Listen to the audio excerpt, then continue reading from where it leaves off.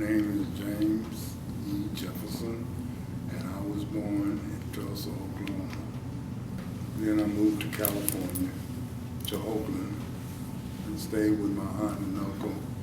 Graduated from Castlemont High School, and went into the military, the Air Force. I went to tech school, then I went to Georgia Air Force Base down in Victorville, California. Then I went to Alexandria, Louisiana. Then I was supposed to go to Vietnam, but they didn't have no bases for jet engine mechanics in Vietnam, so I ended up staying in the Philippines. So, because they had a base, to do overhaul of jet engines in the Philippines. I was in Texas when John F. Kennedy got assassinated. I wasn't in Dallas, I was in Amarillo. But that was when I first went in the military.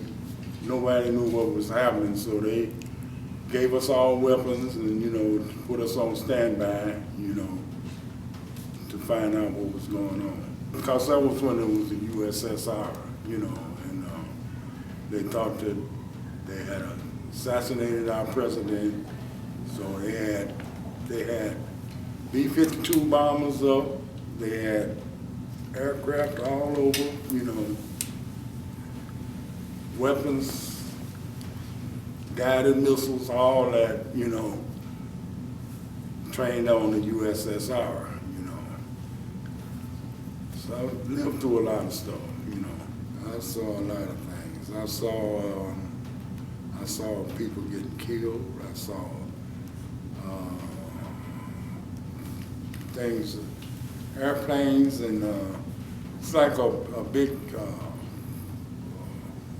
fireworks factory. You see, like the 4th of July, you see at nighttime, you can see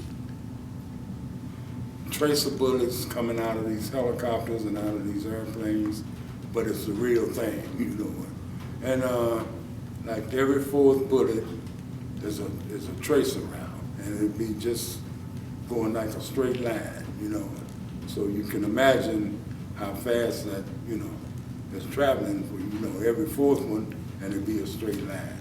And you can see rockets and, out of helicopters, and I mean, it's amazing, but all of it's devastation. It's not, it's not, it looks pretty, but it's not pretty for the people on the other end of it, you know what I'm saying?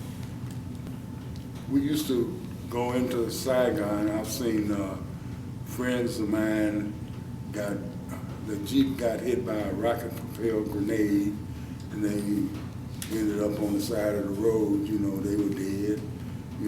I just went on by them on my little motorcycle, kept on going. And I seen, when I was leaving there, I saw people jumping out of a C-119 airplane, and the parachutes didn't open, because they were too low to the ground.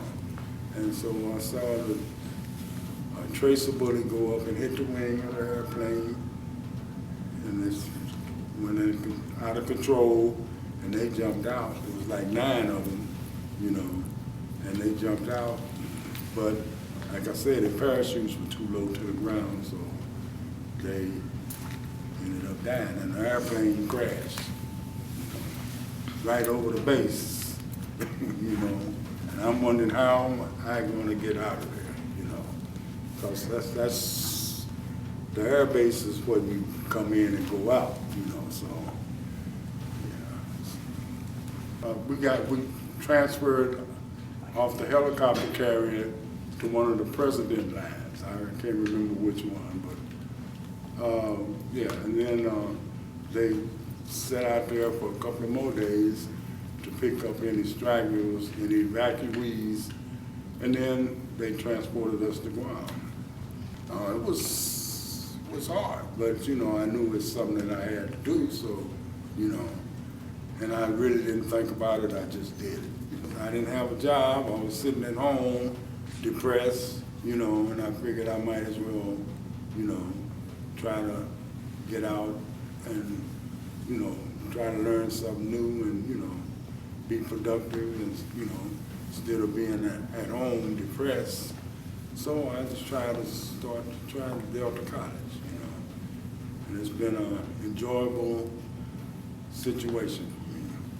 I chose RTV, because Mr. Story was nice enough to let me in. I didn't know anything about RTV, and he was nice enough to let me in this program. And, I learned a lot.